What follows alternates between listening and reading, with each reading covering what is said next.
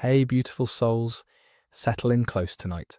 What I'm about to tell you will change everything you thought you knew about medieval women.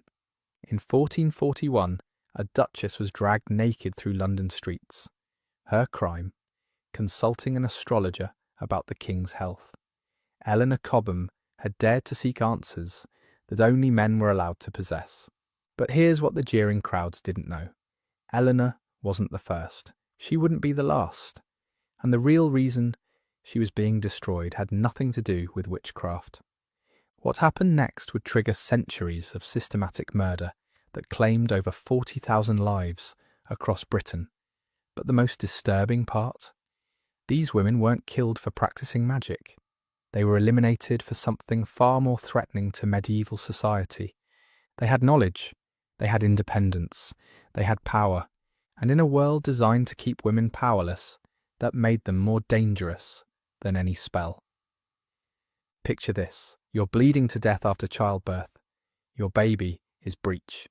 The male physician has given up, muttering about God's will. Then Margaret arrives. She's 67, weathered hand steady as stone. She knows exactly which herbs stop hemorrhaging, how to turn a baby in the womb, which prayers to whisper while she saves your life. Margaret has delivered over 200 babies, lost only 3 mothers. In an age when childbirth kills 1 in 10 women, she's a walking miracle. But here's what you don't know. Tomorrow Margaret will be accused of witchcraft, because saving lives was about to become a capital crime. The year is 1566. Agnes Waterhouse owns a white-spotted cat named Satan, a common pet name, harmless as any other. Her neighbours claim she talks to this cat, feeds him drops of her own blood, sends him out to curse their butter. What they're really describing? An elderly widow living alone, talking to her pet, sharing her meagre food. The blood they claim to see is probably just milk. But Agnes Waterhouse is about to become the first woman executed under England's new Witchcraft Act. Not because she practiced magic, because she knew too much. Agnes understood which herbs prevented infection. She could predict weather patterns that affected crops. She knew anatomy from decades of helping with births. Her success rate treating illness was better than university-trained physicians, and that made her too dangerous to live. Here's the truth they don't want you to know. Medieval wise women were often better healers than trained doctors. They understood concepts that wouldn't be discovered by male physicians for centuries. They knew about antiseptics, pain management, mental health treatment, but their knowledge was oral, passed woman to woman, not written in Latin texts or validated by male authorities. So when the church decided to monopolize healing, these women became obstacles. If unschooled women could cure ailments that learned men could not, where was that power coming from? The answer was always the same: the devil. Agnes Waterhouse was tortured until she confessed to 15 years of witchcraft. She claimed her mother had taught her the dark arts. Her cat was a demon familiar. On July 29th, 1566, she was hanged. The crowd cheered as decades of medical knowledge died with her. But Agnes's execution was just the beginning. Because once you establish that female knowledge equals witchcraft, every skilled woman becomes a target. What happened to Agnes created a template that would be replicated across England. Court records show that within 5 years of her execution, similar accusations were being made against healers in Essex, Suffolk, and Norfolk. The legal precedent had been set. Female medical knowledge was inherently suspicious. But here's what makes Agnes's case even more chilling. She owned a cat named Satan, a name that seems ominous now, but was actually common in the 16th century. When neighbours testified about seeing her feed blood to this cat, they were probably describing an elderly woman sharing milk or porridge with her pet. Yet this everyday act of kindness became central evidence in a capital case.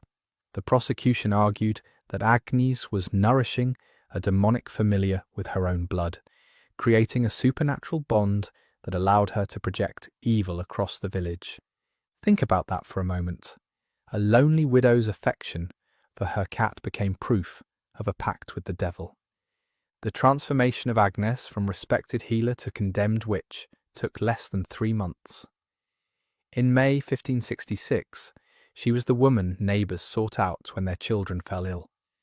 By July, she was hanging from a rope, branded as England's first official witch, and the next target would tear apart an entire family in the most brutal way imaginable. 9-year-old Janet Device stood on a table in Lancaster Castle, so small the judges could barely see her.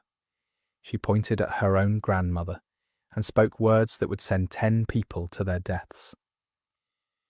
I saw her talking to spirits. I watched her curse our neighbours. She taught me the devil's prayers. What the court heard was a child's innocent testimony about supernatural evil.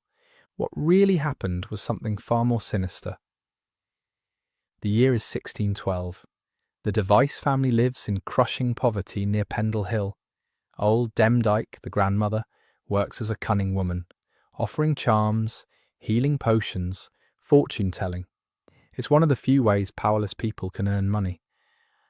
But King James has a paranoid obsession with witchcraft. He's written a book about it. Witch hunting isn't just acceptable now, it's actively encouraged. The trouble starts when Demdike's granddaughter Alison asks a peddler for pins, and he refuses. He suffers a stroke shortly after. In 1612, that's immediately blamed on Alison's curse. Under interrogation, terrified Alison confesses to witchcraft, then implicates her grandmother. Here's where it gets truly horrifying. Family members start betraying each other, sometimes from fear, sometimes from spite, sometimes to save themselves. 9-year-old Janet becomes the star witness against her own family. This child testifies that she watched her mother murder a man with a clay doll, saw her siblings attend witches' sabbaths, witnessed her grandmother consorting with demons. But here's what's really happening. Janet is getting intense adult attention for these stories. She's learning that certain tales generate sympathy, concern, dramatic responses. In a house obsessed with witchcraft accusations, she's absorbing the expected behaviours, the right words to say, and she's being coached by adults who know exactly how to manipulate a child's testimony while maintaining plausible deniability. The manipulation of Janet was particularly sophisticated. Court records show she was kept in isolation for weeks before the trial, visited daily by magistrates who prepared her testimony. They taught her which details would be most convincing, which family members to implicate, how to describe supernatural events in ways that would satisfy legal requirements. Janet learned that pointing dramatically at each accused person would generate gasps from the courtroom. That describing familiar spirits in vivid detail would make judges lean forward with interest. That tears at the right moments would convince everyone of her sincerity. But here's the most heartbreaking detail from the trial records. Janet's mother, Elizabeth Device, kept trying to catch her daughter's eye during testimony, mouthing words of love and reassurance even as the child condemned her to death. Elizabeth understood what was happening. She knew her 9-year-old was being used as a weapon against their family. But she also knew that any attempt to silence or contradict Janet would be seen as further evidence of supernatural evil. The psychological torture was exquisite in its cruelty. These women had to sit silently while their own children described imaginary crimes in devastating detail, knowing that any emotional response would be twisted into additional evidence against them. Can you imagine being betrayed by your own 9-year-old sister? Having your daughter point at you in court and describe supernatural crimes that never happened? Watching your mother's face crumble as her granddaughter sealed her fate with practiced lies? The Pendle trials consume an entire family. Old Demdike dies in prison before trial, maybe a mercy. 8 women and 2 men are hanged based largely on little Janet's testimony. But here's the most twisted part. 20 years later, Janet Device herself will be accused of witchcraft. The child whose testimony destroyed her family becomes another target when the community needs fresh scapegoats. Because the machinery of persecution once set in motion, devours even its own collaborators. What happened at Pendle wasn't about supernatural threats.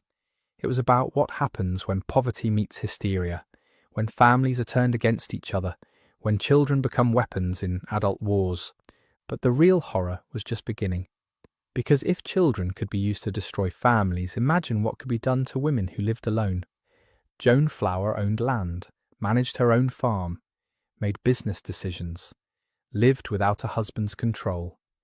In 1618, that independence became her death sentence. Here's what you need to understand about medieval widows. For a brief moment after their husband's death, they tasted something like freedom. They could own property, conduct business, make their own choices, but that freedom came with a target on their backs. Joan had accumulated wealth through careful management and shrewd dealings after her husband died. She owned livestock, had money saved, lived independently with her daughters. She should have been respected as a successful businesswoman. Instead, her prosperity made her suspect. The trouble began when Joan's daughters were dismissed from service at Belvoir Castle, probably for theft, though records are unclear. Suddenly the family was in conflict with one of the most powerful nobles in the region. What happened next follows a deadly pattern. When powerless women clash with powerful people, witchcraft accusations provide a convenient solution. Joan and her daughters were accused of murdering the Earl's young sons through malevolent magic. The boys had died of childhood diseases we'd recognise today. But grief needed a target, and an independent widow with property made the perfect scapegoat. Here's the calculation. If Joan could be proven a witch, her property could be confiscated. Her independence could be eliminated. The natural order, with wealth under male control, would be restored. Joan Flower died in prison before trial. Her daughters were tortured until they confessed, then executed. Their property was seized, their independence erased. The inventory of Joan's confiscated property reveals the true scope of her success and why she became a target. She owned 6 cows, 23 sheep, a fully furnished cottage, and had £40 in cash hidden in her cellar. In 1618, this represented wealth equivalent to several years' wages for most working people. But Joan's real crime wasn't accumulating property. It was managing it independently, without male oversight or control. Court documents show she negotiated her own business deals, decided which crops to plant, hired and fired workers based on her own judgment. She was living as if she were equal to a man, and in 1618 that was unforgivable. The pattern of targeting successful widows was so consistent that communities developed informal protocols for identifying them. Any woman who maintained or expanded her husband's business after his death became automatically suspect. Any widow who refused to remarry quickly was assumed to be unnaturally independent. Church records from across England show that widows who donated money to religious causes were often spared accusations, while those who kept their wealth for themselves became prime targets. The message was clear. Female independence was acceptable only when it served male-controlled institutions. But Joan wasn't unique.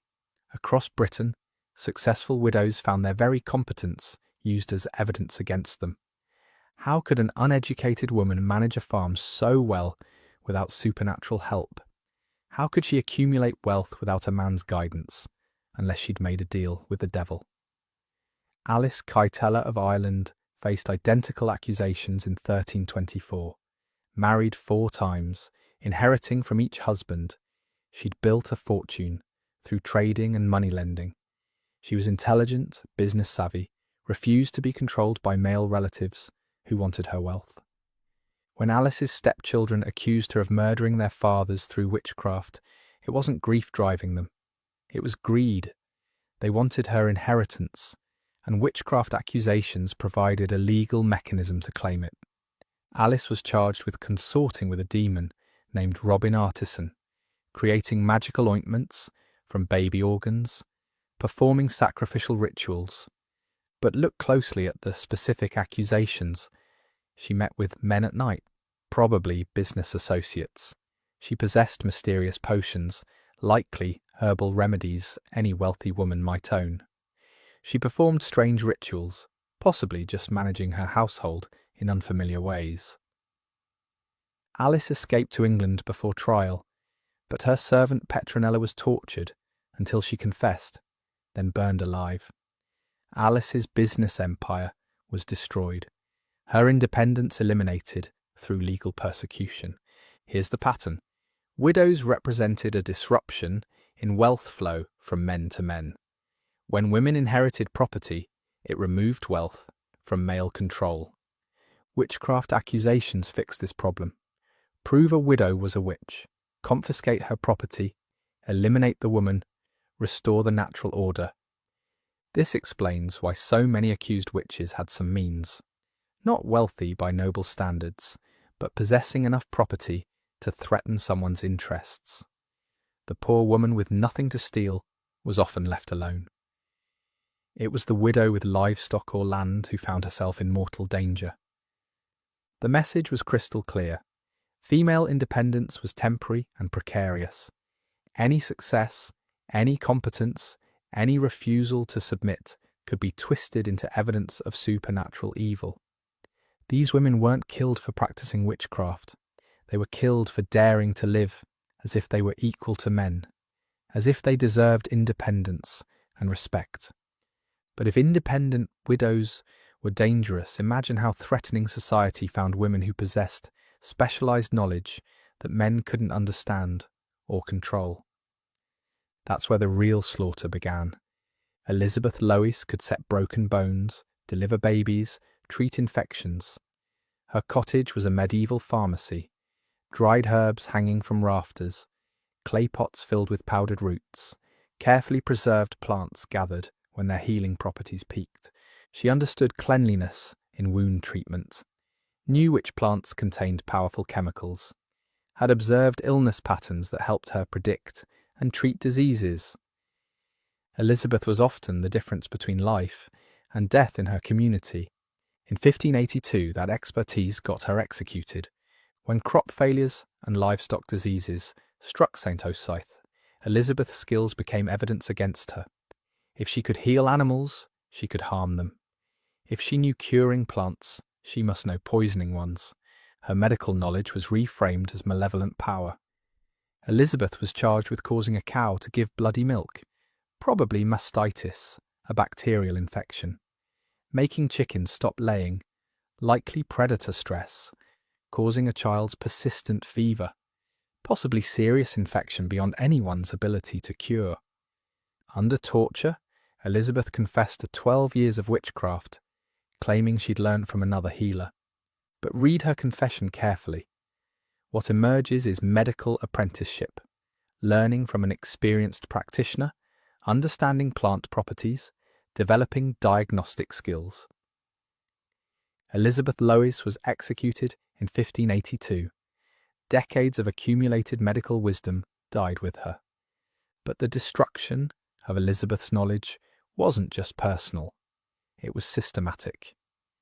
When authorities raided her cottage after her arrest, they burned her entire collection of medicinal herbs, destroyed her written recipes, one of the few cunning women who could read and write, and scattered her carefully prepared tinctures into the street.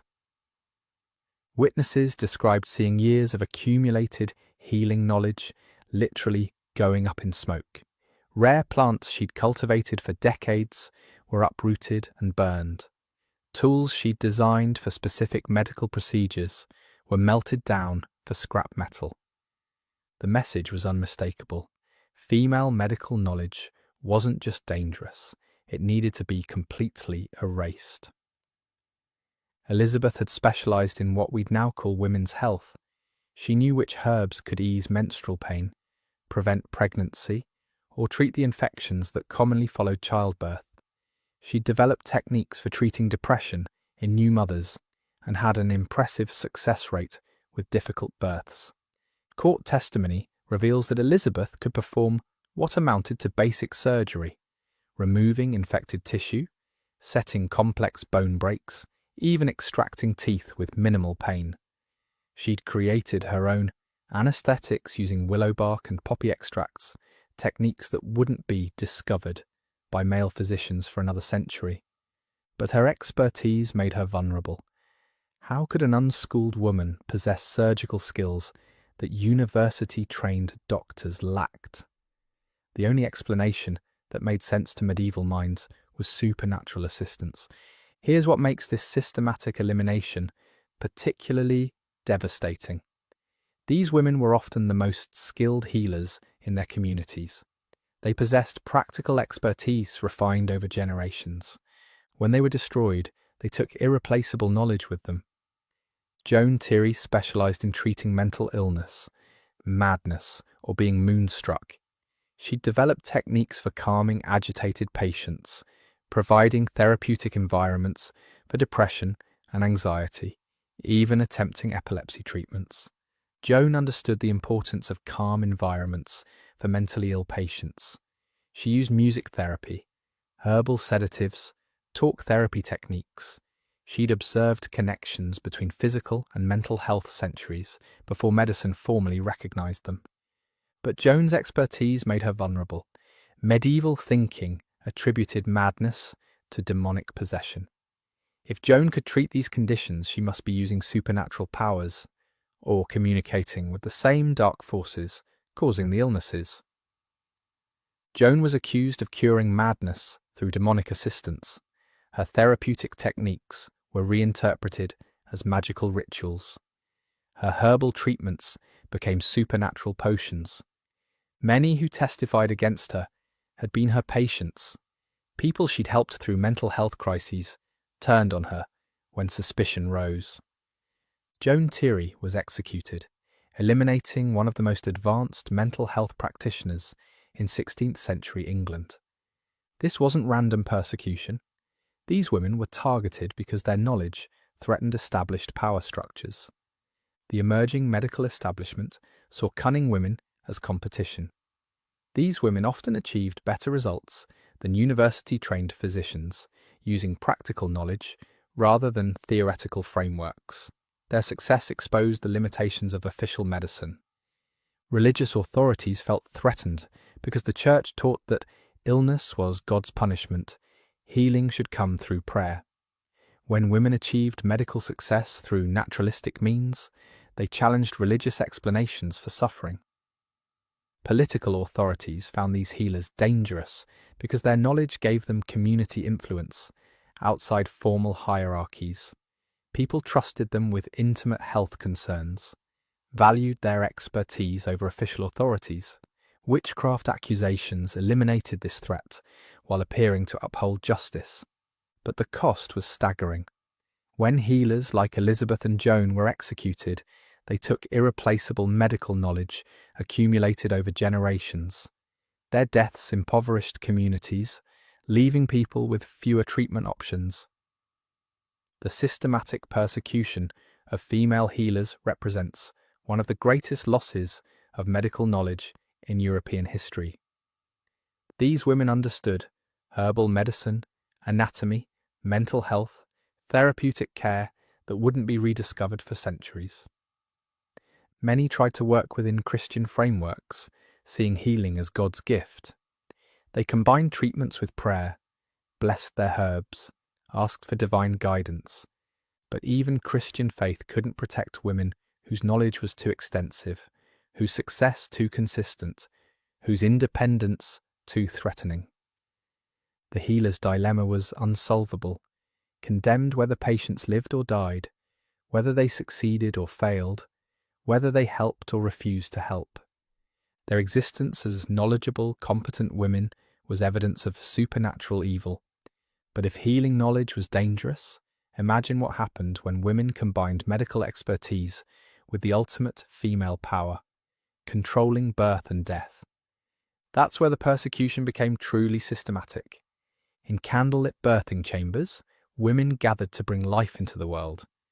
These moments were sacred, powerful, entirely female, and in the eyes of medieval authorities, absolutely terrifying. Margaret Jones was known throughout her community as a skilled midwife and healer. Women sought her for difficult births, childhood illnesses, female ailments that male physicians wouldn't treat. Margaret understood anatomy from hands-on experience with countless births. She knew techniques for turning breech babies, stopping hemorrhaging, treating complications that killed other mothers. But Margaret's success made her suspect. The medieval mind couldn't understand how an uneducated woman could heal what learned men could not. If Margaret could successfully treat conditions that baffled university doctors, she must be getting power from supernatural sources. Her medicinal garden became evidence of witchcraft. Her healing touch proved a pact with the devil. What's particularly tragic? Midwives were essential in ways modern people can barely imagine. Without anesthesia, antibiotics, or antiseptic procedures, these women were often the difference between life and death. They knew how to turn breech babies in the womb, which herbs stopped excessive bleeding. They provided emotional support through terrifying experiences. They were therapists, pharmacologists, emergency medics combined, but their knowledge was oral, passed woman to woman through generations, not written in Latin or validated by university degrees. This made it suspect to the emerging male medical establishment. The techniques these midwives possessed were remarkably sophisticated. They understood how to use pressure points to ease labour pain, knew which positions could help stalled births progress, could manually turn breech babies without harming mother or child. They developed tools for cutting umbilical cords cleanly and methods for reviving babies who appeared stillborn. Many midwives could predict with startling accuracy which pregnancies would end in miscarriage, which mothers were likely to hemorrhage, which babies might be born with complications. This wasn't supernatural knowledge, it was pattern recognition developed through years of hands-on experience. But perhaps most threatening to male authorities, midwives controlled information about conception and pregnancy prevention. They knew which herbs could delay or prevent pregnancy, which techniques could end unwanted pregnancies safely, which methods could help infertile couples conceive. This knowledge gave women unprecedented control over their own reproductive lives. And in a world where women's primary value was seen as breeding, that control was revolutionary and terrifying to those in power. Agnes Sampson, a Scottish midwife, became caught in the North Berwick witch trials of 1590 to 92. Agnes was famous for predicting pregnancy outcomes, helping women who'd experienced multiple miscarriages carry babies to term. These skills, which we'd attribute to accumulated medical knowledge, were interpreted as supernatural powers. Under torture, Agnes confessed to attending witches' sabbaths, conspiring to kill the king through magic. But read between the lines, she could predict storms, likely understanding weather patterns affecting pregnant women. She healed through supernatural means, describing herbal medicine and therapeutic techniques. She raised the dead, possibly reviving newborns who appeared stillborn, which would seem miraculous. Agnes Sampson was executed in 1591, strangled and burned. Her death destroyed decades of medical knowledge. But the persecution of midwives wasn't just individual cases. It represented systematic campaign to control women's bodies. Throughout medieval period, birth was female domain.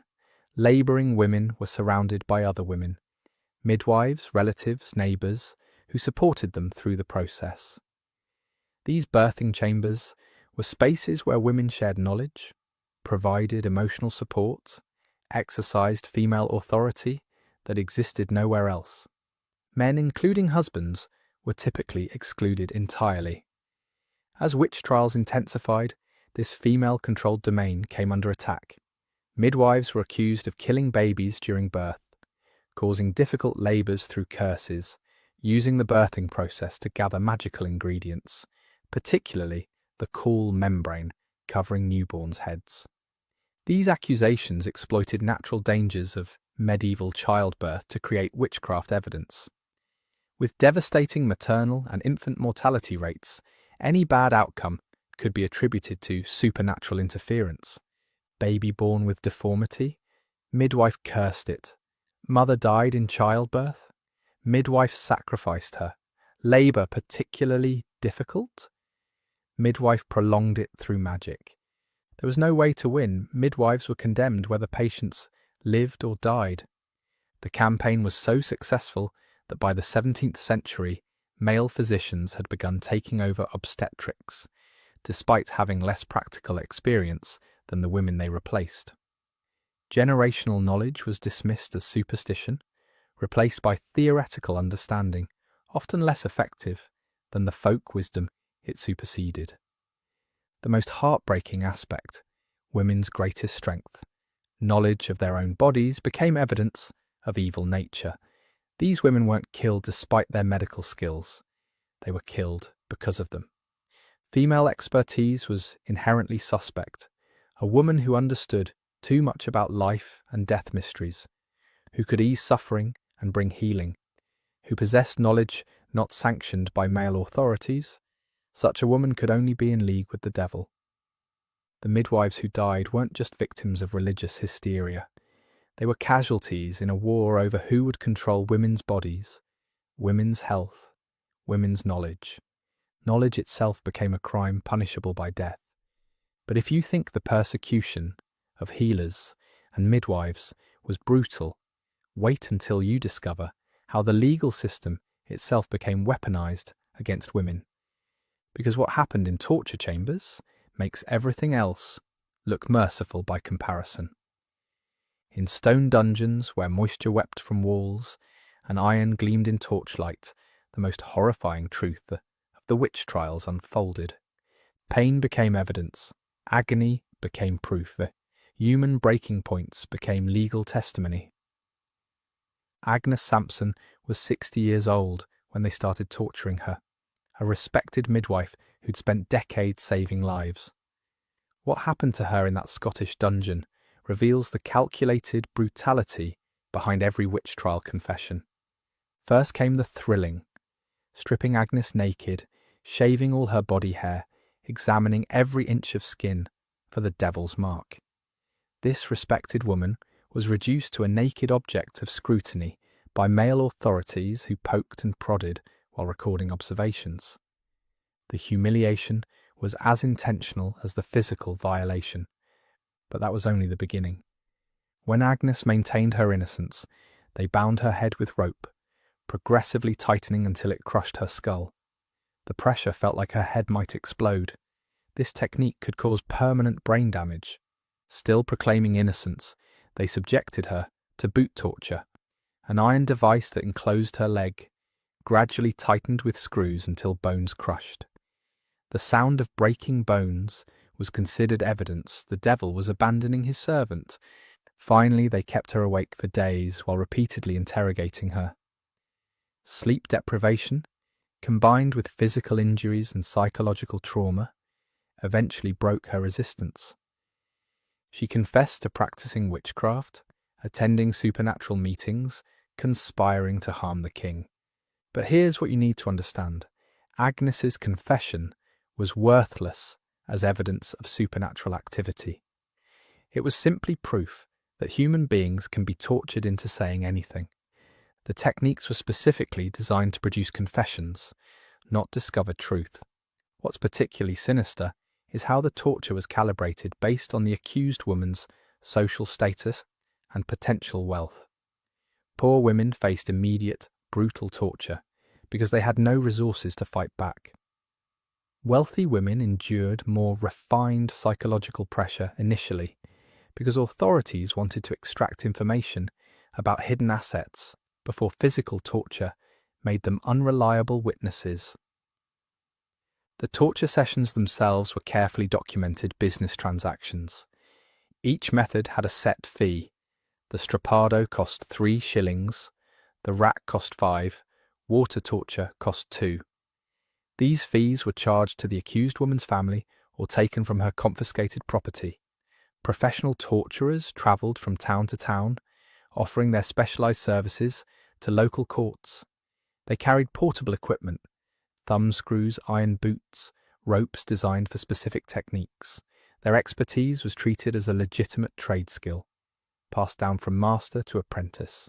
But the psychological manipulation was often more effective than physical torture. Sleep deprivation, combined with constant religious pressure, could break resistance without leaving obvious marks.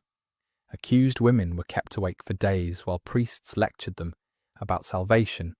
Judges questioned them about supernatural activities, and family members begged them to confess for their own soul's sake.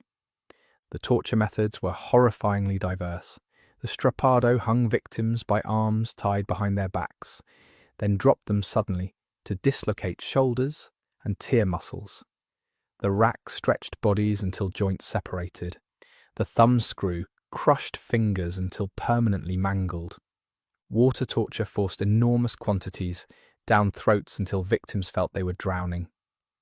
Fire torture applied burning coals to various body parts, creating wounds that could cause death weeks later. But perhaps most insidious was sleep deprivation, combined with a constant interrogation. Victims kept awake for days or weeks while being repeatedly questioned. Exhaustion, confusion, constant psychological pressure could break resistance more effectively than physical pain alone. These tortures were justified through legal and religious frameworks. Torture was presented as necessary for discovering supernatural truth that couldn't be uncovered through normal investigation.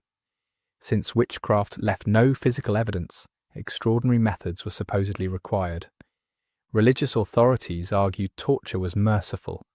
It allowed accused witches to confess sins and seek forgiveness before execution. Pain inflicted during interrogation was portrayed as purification, preparing souls for divine judgment. Legal authorities developed elaborate rules governing torture use, creating appearance of regulation while actually systematizing brutality. Rules specified which techniques could be used on different suspects, how long sessions could continue, what confessions were admissible. But regulations served primarily to legitimize torture rather than limit it.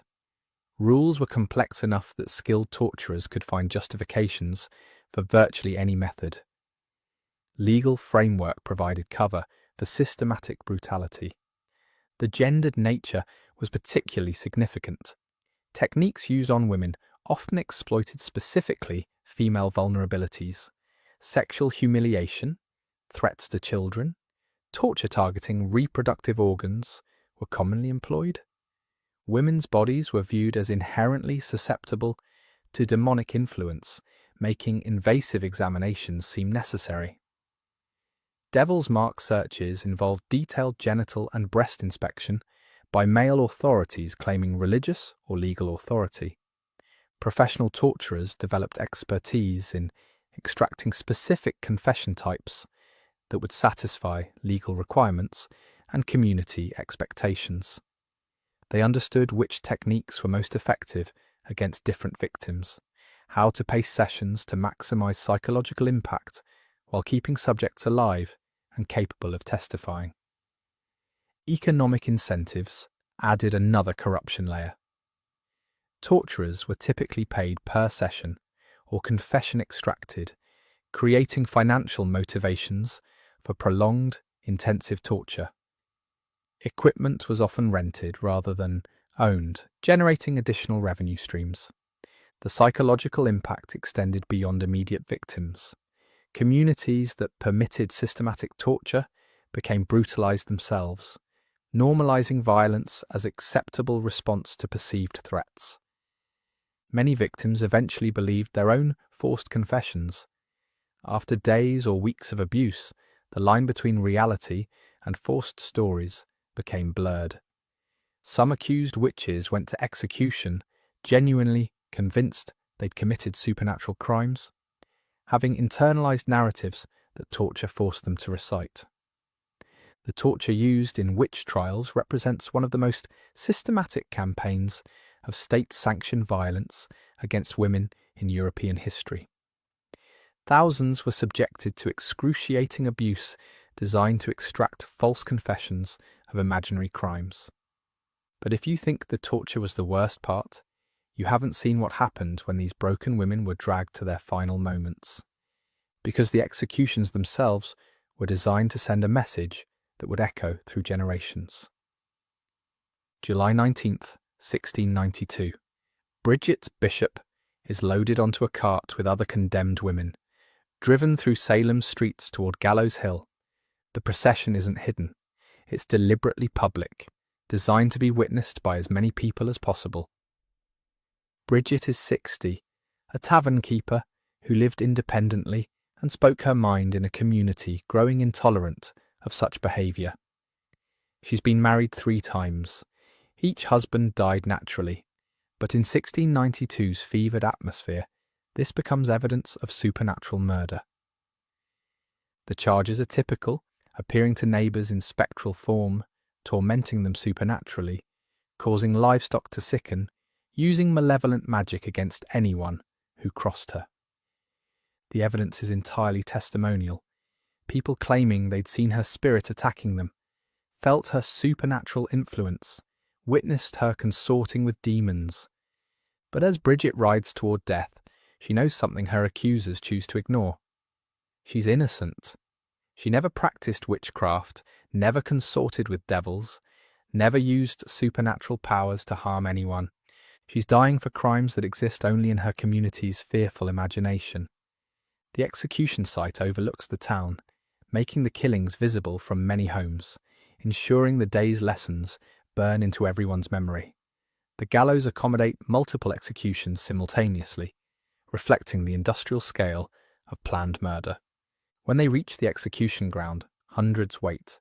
Public executions are social events, drawing spectators who come to witness justice or participate in what they believe is community self-defense. The spectacle was carefully choreographed for maximum impact. Vendors sold food and drink to the crowds. Ballad singers performed songs about the condemned witches' crimes. Local ministers delivered sermons about the wages of sin and the importance of remaining vigilant against supernatural evil. Children were specifically encouraged to attend these executions, with parents believing that witnessing divine justice would protect them from temptation and teach them proper moral behaviour. School masters sometimes cancelled classes so entire student bodies could observe the proceedings. The economic machinery surrounding executions was remarkably efficient.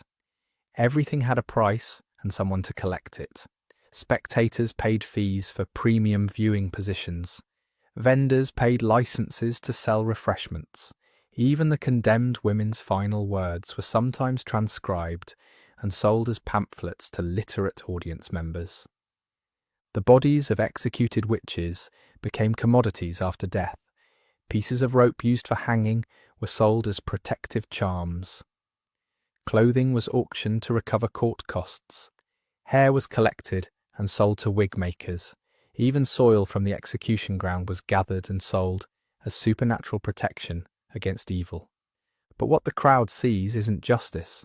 It's the murder of innocent women by a community that's lost its moral compass. Bridget Bishop is hanged at noon. Her last words, if permitted any, aren't recorded. She dies not as a witch but as a victim of mass hysteria, legal corruption, deadly consequences of living as an independent woman in a world that finds such independence intolerable.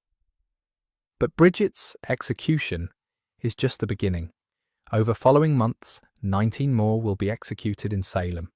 Hundreds more imprisoned, tortured, have their lives destroyed by demonstrably false accusations.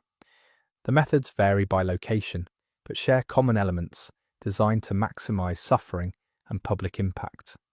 Hanging is most common, relatively inexpensive, accommodating multiple victims, creating prolonged death allowing final speeches or confessions. But hanging is often bungled, leading to slow strangulation rather than quick death from broken necks. Women struggle at rope ends for minutes while crowds watch their final agony. Burning is more common in continental Europe and Scotland, believed to purify the body and prevent accused witches from returning as supernatural threats. But burning alive is so horrific that many condemned women are strangled before fires are lit. Mercy that spares worst suffering while providing symbolic purification. Psychological torture continues to the execution moment. Condemned women are pressured to confess publicly, name accomplices for future prosecution, seek forgiveness from communities they supposedly harmed. Those maintaining innocence are portrayed as unrepentant servants of evil, dying without accepting God's mercy. Some confess at the last moment from genuine belief in their guilt after prolonged torture and manipulation, or desperate hope confession might save their lives or spare families further persecution. These final confessions are treated as ultimate validation of the process, but others refuse to confess when facing death. They go to executions proclaiming innocence, calling on God to witness their suffering, sometimes cursing communities that condemned them. These defiance displays are often interpreted as final proofs of supernatural evil, but actually represent innocent people facing unjust death with dignity intact. Public executions' impact extends beyond immediate victims. Children witnessing these killings are traumatized by seeing neighbors, teachers, community members murdered in justice's name. Families of accused are destroyed not just by loved ones' loss, but by social stigma attaching to anyone connected to condemned witches. Communities participating in witch executions are brutalized by the experience, even when initially supporting prosecutions.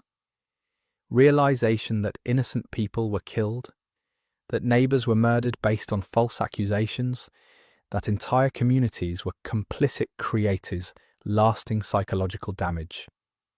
The economic impact is significant. Accused women's property is confiscated, debts become uncollectible, families are left destitute. Wealth accumulated over lifetimes is redistributed to legal authorities, while communities lose productive members whose skills can never be replaced. Executions often fail to end the hysteria generating them. Instead of satisfying community fears, successful prosecutions encourage additional accusations as people become convinced witchcraft is real and requires continued vigilance. Salem escalated after Bridget's execution rather than concluding. Her death proved to the community that supernatural threats were real, decisive action necessary. Each execution provided momentum for the next round of accusations. Only when accusations began targeting prominent community members did prosecution momentum slow. When the governor's wife was accused, he suddenly discovered reasons to doubt spectral evidence and intervened to end trials. This pattern, witch prosecutions continuing until threatening people with enough power to stop them, repeated across the witch trial period. The persecution machine rolled forward as long as it consumed only the powerless, grinding to a halt the moment it endangered those controlling it. The end came gradually, driven more by practical considerations than moral awakening. Legal authorities recognized evidence used in witchcraft cases was unreliable. Prosecution methods produced false confessions. Economic costs became prohibitive. Political leaders realized witch hysteria was destabilizing rather than protecting social order. But the end didn't bring justice to women who'd already died. No reparations to families, no acknowledgement of terrible errors, no accountability for officials who orchestrated prosecutions. The persecution machinery simply stopped, leaving devastated communities and grieving families expected to move forward as if nothing happened. The last witch execution in England, 1682, when Temperance Lloyd, Mary Trembles, and Susanna Edwards were hanged at Exeter. 3 elderly women died for crimes existing only in accusers' imaginations. By the time executions ended, thousands had been killed across Europe and colonial America. Conservative estimates suggest at least 40,000 executions between 1450 and 1750, with women comprising 80% of victims. These weren't statistics. They were individuals with names, families, dreams, contributions to make. Healers whose medical knowledge died with them, mothers whose children were orphaned, neighbours whose loss impoverished everyone around them. But here's what haunts me most about these executions. They weren't aberrations. They were the system working exactly as designed. Because what happened to these women reveals something terrifying about how quickly civilized societies can become monstrous when fear overrides reason. Every witch trial, every accusation, every execution serves someone's political interests. The women who died weren't victims of religious madness. They were casualties in calculated power struggles that had nothing to do with supernatural evil. Behind every witch was someone who benefited from her destruction. King James VI of Scotland understood this perfectly. In 1589, storms nearly sank his royal ships returning from Denmark with his new bride. For a king obsessed with divine right, this near disaster posed a serious problem. If God truly blessed James's reign, why would he allow such dangers? The answer: witchcraft. If witches had raised storms through demonic magic, then God's protection remained intact. The king was being tested, not abandoned. But James's decision wasn't about theology. It was about political necessity. The North Berwick witch trials of 1590 to 92 resulted from this calculation.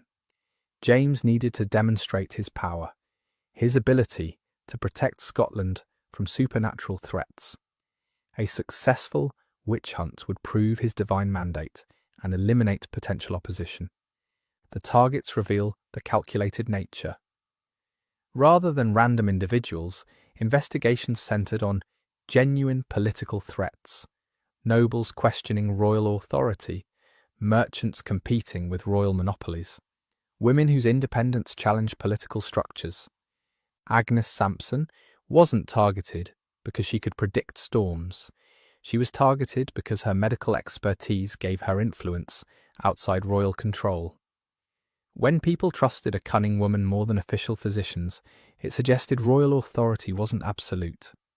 The Earl of Bothwell, James's own cousin, was implicated not for supernatural activities, but because he represented genuine threat to the throne. By linking him to witchcraft, James could eliminate a political rival while appearing to defend Scotland against demonic forces. Over 100 arrests, dozens of executions. The real purpose was achieved. James demonstrated power, eliminated enemies, created fear that would discourage future opposition. The efficiency of James's witch trials established a template that would be copied throughout Europe. Other monarchs observed how supernatural accusations could eliminate political threats while appearing to serve divine justice. The technique was so effective that it became standard diplomatic practice. Foreign courts would sometimes encourage witchcraft accusations against rival nations' leaders. James himself wrote detailed instructions for identifying and prosecuting witches, which became the official manual used by courts throughout his realm. His book, Demonology, wasn't just theological speculation. It was a practical guide for political persecution, disguised as religious duty. The targeting was surgical in its precision. Rather than random persecutions, investigations followed careful intelligence about who posed genuine threats to royal authority. Wealthy merchants who refused to provide loans to the crown found themselves accused of supernatural crimes. Nobles who questioned royal policies discovered that their servants were confessing to participating in witchcraft conspiracies. Even religious leaders who preached against royal policies could find themselves implicated. The beauty of witchcraft accusations was their flexibility. Anyone could be connected to supernatural evil through the testimony of tortured accomplices. This pattern, using witchcraft accusations to eliminate political threats, repeated across Europe. The Pendle trials occurred while James I was consolidating authority over England, demonstrating royal power while eliminating people whose poverty made them potential sources of social unrest. The Chelmsford trials began during Elizabeth I's reign, a female monarch whose authority was constantly questioned. Successful witch prosecutions proved England remained under God's protection, despite having a woman on the throne. Political authorities understood vulnerability and exploited it ruthlessly. When scapegoats were needed to explain disasters, military failures, economic hardships, these women provided convenient targets who could be eliminated without significant political cost. Economic motivations were equally calculating. Witchcraft prosecutions allowed authorities to confiscate property, eliminate debts, redistribute wealth in politically advantageous ways. When Alice Keitler was accused in Kilkenny, the primary motivation was accessing her considerable wealth. When Joan Flower was prosecuted at Belvoir Castle, her property was confiscated and independence eliminated. These confiscations served multiple purposes: enriching prosecuting authorities, removing economic power from threatening individuals, demonstrating that prosperity existed only at political authorities' sufferance. Religious and political motivations intertwined complexly. The Church provided ideological framework, making prosecutions possible, but also used trials to advance institutional interests. By identifying heretical practices, Church authorities strengthened their spiritual monopoly, while demonstrating their essential role protecting society. Protestant reformers were particularly skilled at using witchcraft accusations against Catholic practices they wanted eliminated. Traditional customs, healing practices, religious observances surviving the Reformation could be reframed as witchcraft and systematically suppressed. Catholic authorities used similar tactics against Protestant influences, folk practices they couldn't control, individuals whose independence threatened Church authority. Specific religious justifications varied, but the pattern remained: witchcraft accusations as tools for institutional control. What's most chilling is how conscious and deliberate this often was. Legal authorities, political leaders, religious officials understood exactly what they were doing. They knew accusations were false, confessions extracted through torture, evidence largely fabricated. But trials weren't about justice, they were about power. They eliminated threats, redistributed resources, demonstrated authority, maintained social control. Court records reveal this cynical awareness. Judges privately expressing skepticism would publicly condemn women to death. Officials understanding confessions were tortured would present them as voluntary guilt admissions. Religious authorities, knowing folk practices were harmless, would describe them as demonic rituals. Political use of witchcraft accusations was so effective, it became standard statecraft. When Henry VIII wanted to eliminate Anne Boleyn, he used witchcraft alongside adultery charges. When rivals needed discrediting, witchcraft allegations provided convenient mechanisms. When social unrest needed channeling towards safe targets, witch hunts offered perfect solutions. This systematic manipulation represents one of the darkest chapters in power's history. Thousands died not because communities believed they were evil, but because political authorities found their deaths convenient. The witch trials weren't justice failures, they were justice working exactly as designed by those in power.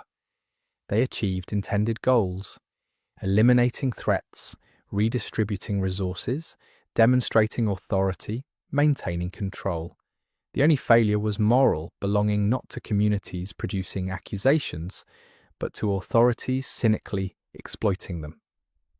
Understanding political dimensions helps us see these trials for what they were. Not religious madness episodes, but calculated state terror campaigns directed against society's most vulnerable women. These women died not for their sins, but for their inconvenience to power. Their deaths served not justice, but the interests of those who found their elimination profitable. But if you think the political manipulation was sophisticated, Wait until you discover how entire communities were systematically turned into weapons against their own members. Because what happened when fear became contagious makes everything else look primitive by comparison. Imagine your neighbours, people you've known for decades, suddenly staring at you with suspicion, whispering that your garden grows too well, that your cow gives more milk than others, that your children are healthier than they should be. Now imagine that suspicion becoming evidence, those whispers becoming testimony, that difference becoming your death sentence. This is how entire communities were weaponized against their most vulnerable members. The transformation wasn't sudden. It was methodical, psychological, designed to turn neighbours into executioners while making them believe they were protecting themselves. Take the village of St. Osyth in Essex, 1582. For generations, people had lived peacefully together. They'd shared harvests, helped with births, supported each other through hardships. Then the accusations began. Elizabeth Lowes, the village healer, was first. Once she was condemned, the floodgates opened. If Elizabeth was a witch, who else might be? Which other women possessed suspicious knowledge? Whose success seemed too convenient? Within months, 13 women from this small village were accused of witchcraft. Neighbours who had lived side by side for years suddenly saw malevolent magic in everyday misfortunes. The transformation wasn't random. It followed predictable psychological patterns that professional witch hunters understood and exploited.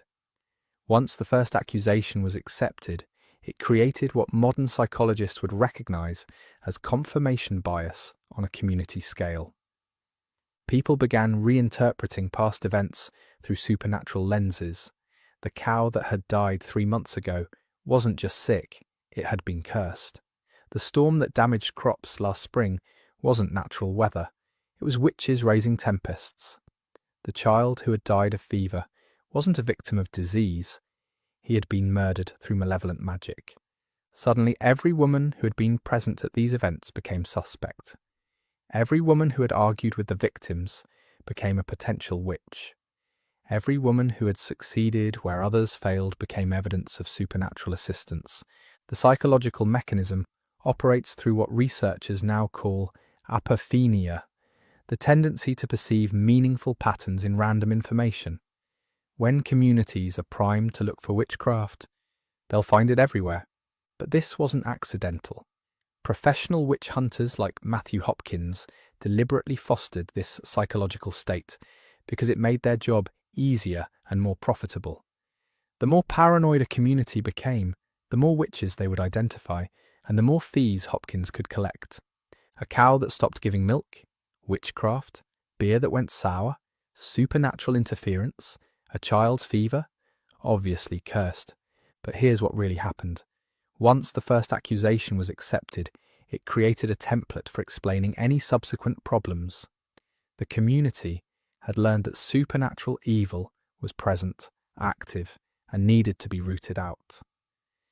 Suddenly every woman who lived alone, who knew too much about healing, who spoke her mind too freely, became a potential threat requiring investigation.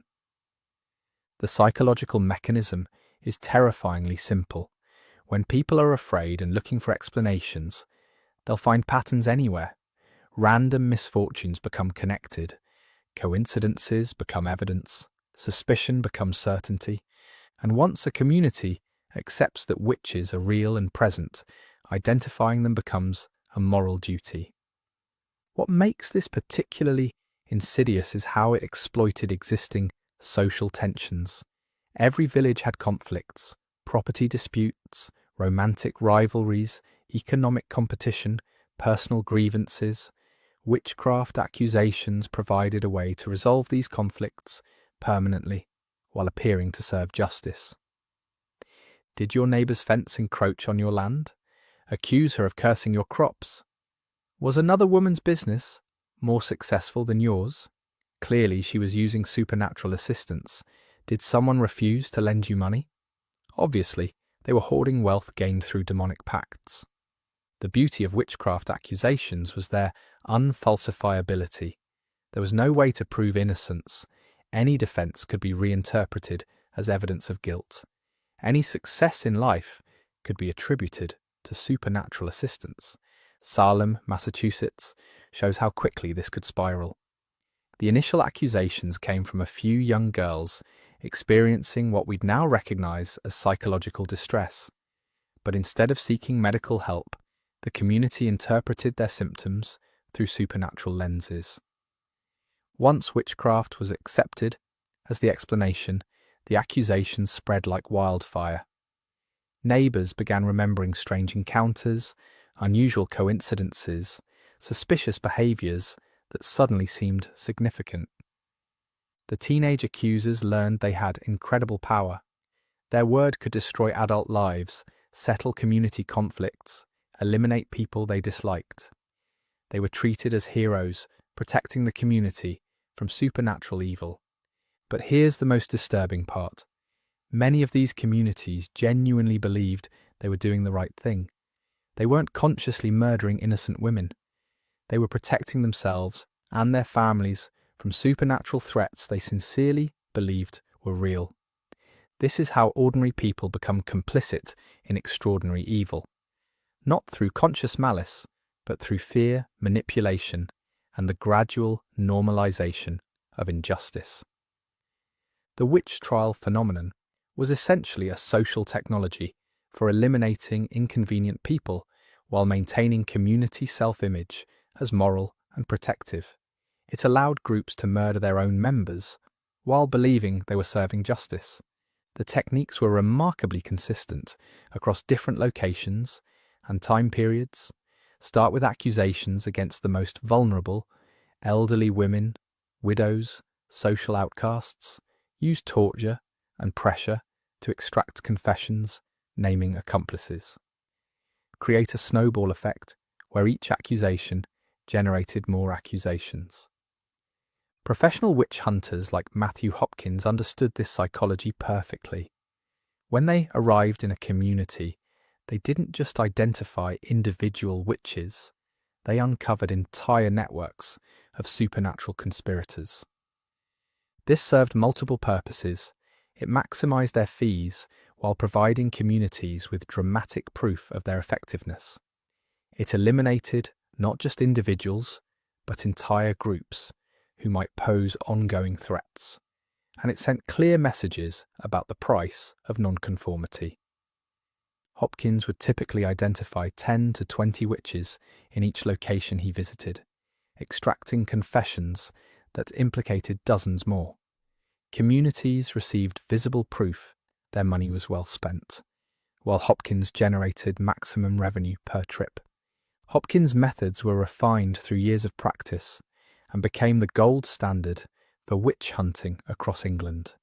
He'd arrive in a community with impressive credentials, letters of recommendation from previous clients, testimonials about his success rate, and a professional demeanour that convinced local authorities they were dealing with an expert. His first step was always psychological preparation. Hopkins would meet with local leaders to discuss the signs of witchcraft they should watch for, the types of women who were most likely to be supernatural threats, and the importance of acting decisively to protect the community. He'd often begin by targeting one or two women who were already viewed with suspicion, elderly widows, healers, or women who'd had conflicts with their neighbours. These initial accusations served as proof that witchcraft was indeed present and that Hopkins' services were necessary. The interrogation techniques Hopkins developed were devastatingly effective. He understood that most people would confess to anything if subjected to enough pressure, but he also knew that confessions needed to seem voluntary to be legally valid. His signature method was watching, keeping accused women awake for days while observing them for signs of supernatural activity. Guards would work in shifts, ensuring the women never got more than a few minutes of rest. After 48 to 72 hours of sleep deprivation, most subjects would begin hallucinating and could be convinced they were seeing the demonic familiars Hopkins claimed were visiting them. Hopkins also pioneered the use of swimming as a trial method, throwing bound women into water to see if they floated. According to his theory, water would reject witches because they had renounced baptism. Women who sank were innocent, but often drowned before they could be rescued. Women who floated were condemned as witches. But the real genius was psychological. By identifying networks rather than individuals, Hopkins made communities feel they were under siege from organized supernatural evil. This created powerful incentives to support aggressive prosecution and to remain vigilant for additional threats. The economic incentives amplified these psychological pressures. Witch prosecutions generated revenue for communities through fees, fines, and property confiscations. They eliminated economic competition while enriching local authorities. Courts discovered witchcraft cases were more profitable than other criminal proceedings. Legal officials found that specializing in supernatural crimes could be financially rewarding. Communities learned that hosting witch trials could generate income. These incentives helped sustain persecution long after rational people understood supernatural threats were imaginary. The economic benefits continued motivating accusations and prosecutions even when belief in witchcraft itself was declining. The wealth extraction system was remarkably sophisticated. Legal authorities developed standardized fee schedules for every aspect of witch prosecutions. Arrest warrants cost 2 shillings, transportation to court cost 1 shilling per mile, imprisonment cost 6pence per day, torture sessions cost between 3 and 10 shillings, depending on complexity. These fees were always charged to the accused or their families, creating a perverse system where victims paid for their own persecution. Families often bankrupted themselves trying to secure proper legal representation or more humane treatment during imprisonment. Property confiscation followed equally systematic procedures. Authorities would inventory every possession, from livestock and furniture to clothing and cooking utensils. Items with immediate value were sold at public auctions, often to the same neighbours who had made the original accusations. The most valuable properties, land, buildings, business equipment, were typically claimed directly by local authorities or granted to political allies. This created powerful incentives for accusers who understood that successful prosecutions could lead to personal enrichment. Records from Essex show that between 1560 and 1680, witch prosecutions transferred over £50,000 worth of property from accused women to court officials and their associates. In modern terms, this represents millions of pounds of wealth systematically stolen from vulnerable women and their families. The cumulative effect was massive wealth transfer from vulnerable individuals to the legal and political authorities managing persecution. But it was also social transformation. Communities that had once protected their most vulnerable members were systematically trained to identify and eliminate them. What makes this particularly tragic is that many communities lost their most valuable members through these prosecutions. The healers, midwives, wise women who were targeted often represented irreplaceable knowledge and skills that died with them. Villages that eliminated their cunning women found themselves medically impoverished, lacking the healing expertise that had sustained them for generations. The persecution of female knowledge holders left entire communities less capable of caring for themselves. But the psychological damage was equally severe. Communities that participated in systematic murder of their own members became brutalized, normalizing violence as acceptable response to difference or independence. The techniques developed for persecuting witches were later applied to other groups: religious minorities, political dissidents, anyone whose presence became inconvenient to those in power. Perhaps most disturbing, many communities never acknowledged what they'd done. When witch trials ended, there was typically no reckoning, no admission of error, no accountability for the innocent lives destroyed.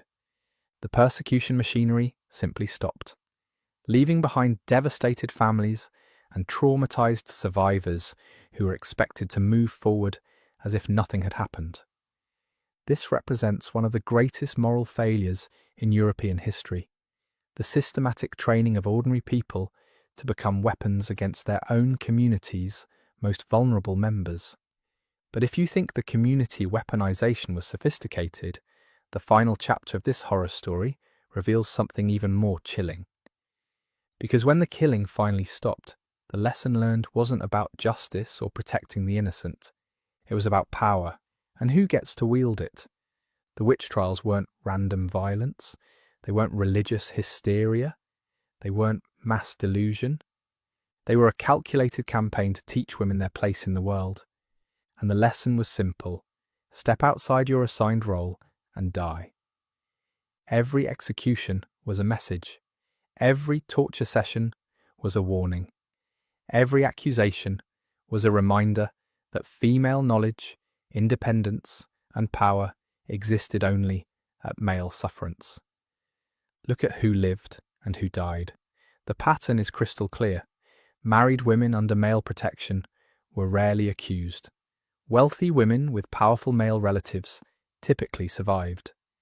Women who lived quietly, spoke softly, and stayed in traditional roles were generally left alone.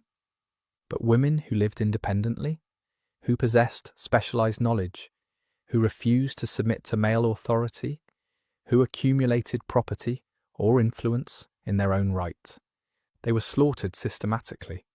The witch trials weren't about supernatural evil. They were about social control. They were about ensuring that the brief taste of independence some women experienced as widows, healers, or business owners never threatened the fundamental structure of patriarchal society. Consider the timeline.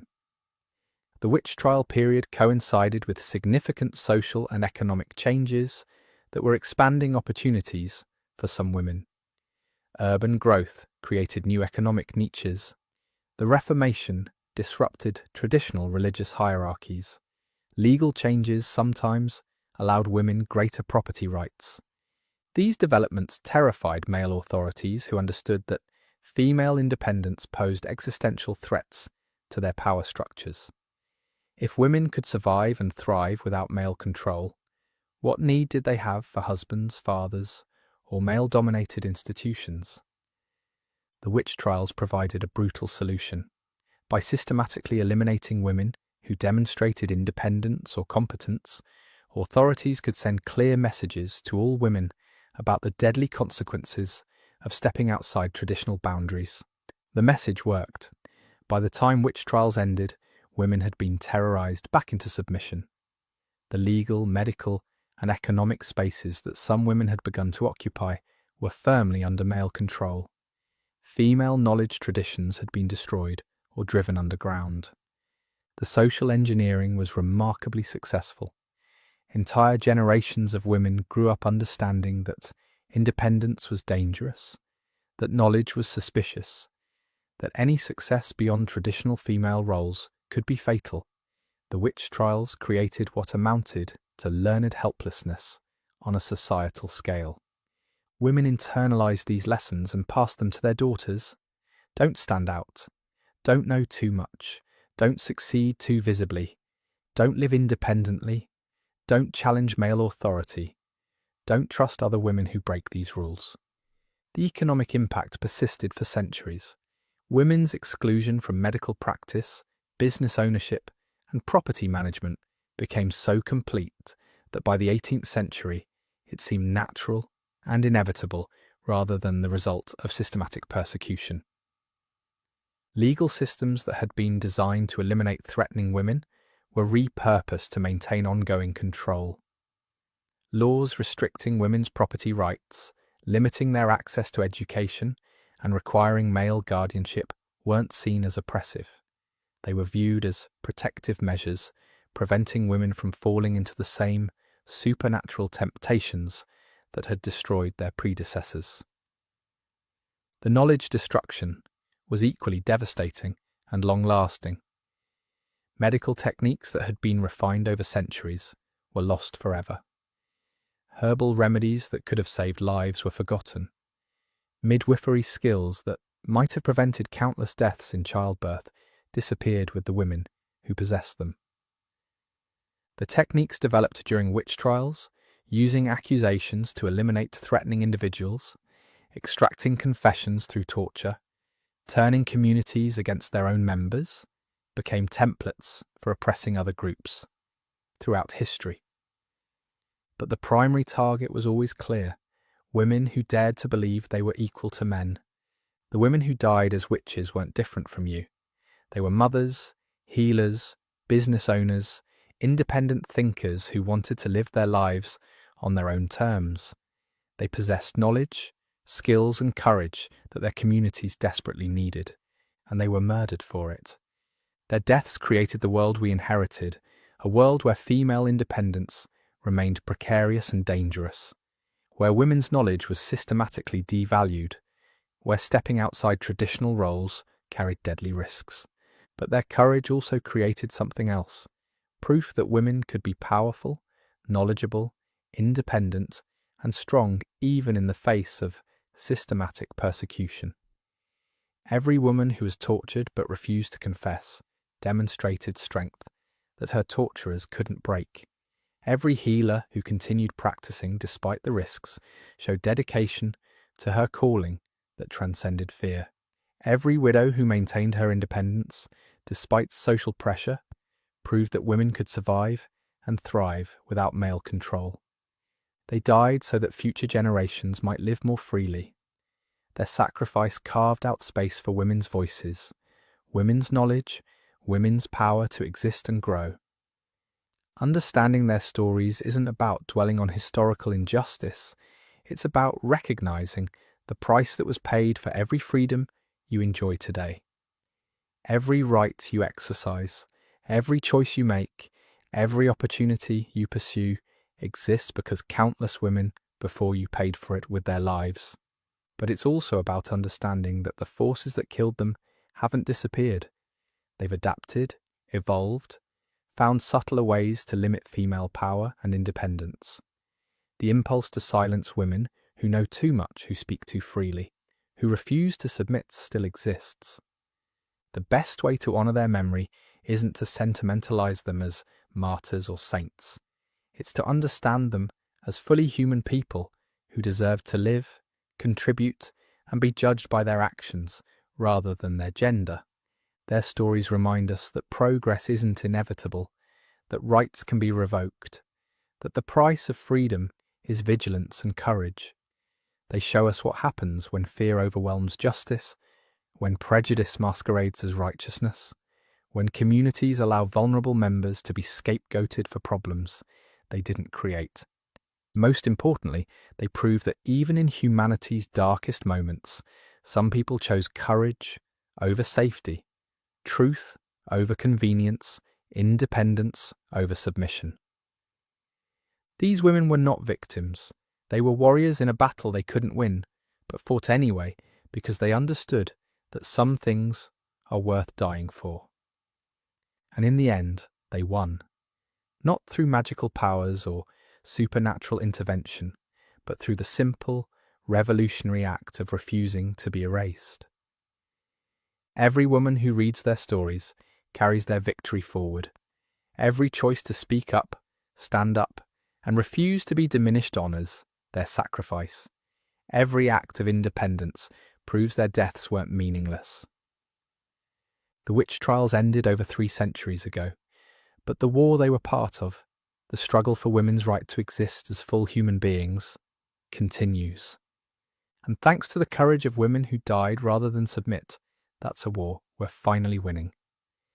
Sleep well tonight, knowing you are the answer to their prayers, the fulfillment of their dreams, the victory they died to make possible.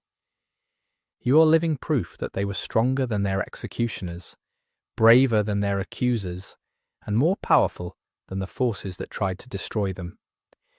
You are the daughters of women they couldn't burn,